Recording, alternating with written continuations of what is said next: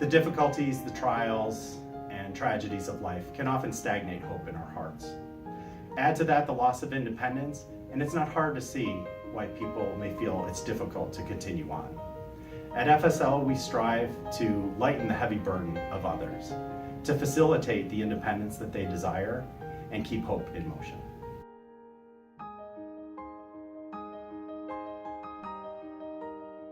Before the accident, Bill was a good personality, nice person.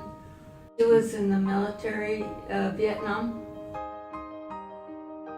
The walker tipped. When it hit the tile, it got stuck and he went overboard.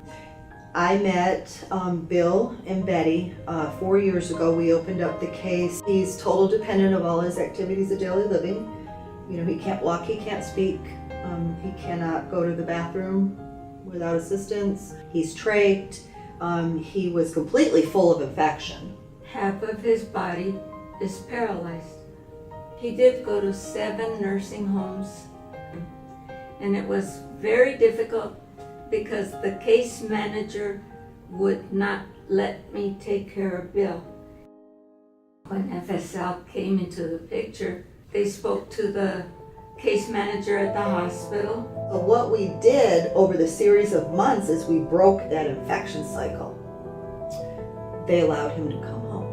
They didn't have any choice. Her name is Rose, and it's actually a client of mine that I went out to see.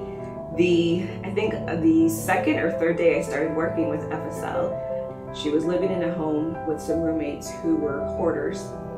The client used a walker to get around, but because of the hoarding, she really had nowhere to go. So she was basically confined to her bedroom. The daughter didn't know the state that her mom was in, because they would talk on the telephone, but she didn't really know what was going on. And to see her mom in that situation was really heartbreaking. She wasn't taking her medication, so things were getting bad really quickly. Plus she wasn't eating regularly because of the hoarding. She really couldn't use the stove. It's been really eye-opening to see how many people are not aware of the programs and services that they're eligible for. Clients and their families really struggle because they're trying to do it all alone. So it really is just a blessing to be able to go into their homes and explain programs and things that are going to really help them out in the future.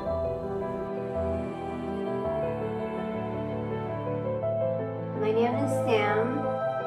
I'm originally from Chicago.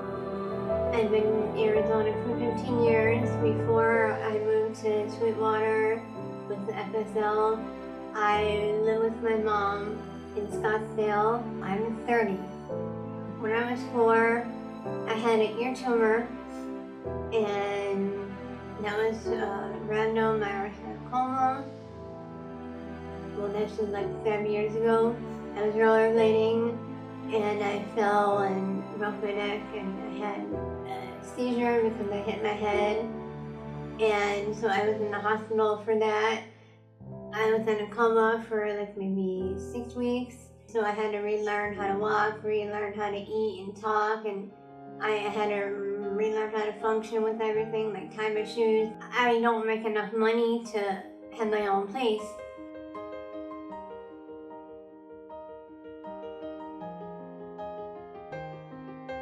FSL, or without it I wouldn't be able to live on my own. I moved in and I was really excited because this is my first time living on my own.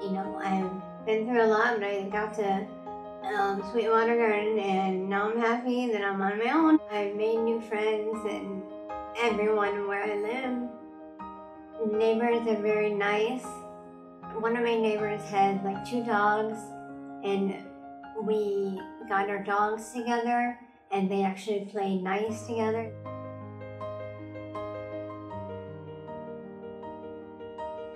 I can tell you straight up, he would not be alive.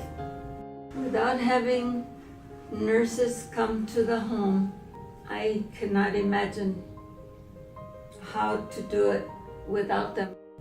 Bill is very well cared for, and I was just there. He's the man's happy.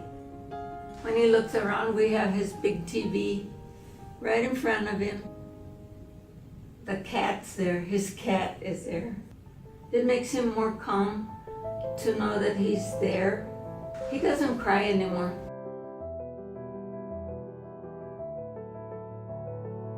One of the things I did was educate the daughter on all the programs available here in Maricopa County, getting her connected to home delivered meals, which we were able to do.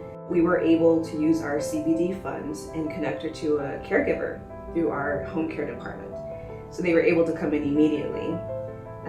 Also, I worked with the daughter to contact law enforcement and essentially, over a short amount of time, get those roommates removed from the home. And so then the daughter was able to come in and just clean everything out as far as the hoarding situation. She started off with so little hope, and the daughter was really fearful. And the really happy ending is she just really wanted to move to a new environment where she could be social and just have a lot less stress. So it turns out that after all these months, she was able to get connected to the long-term care program and actually move to assisted living.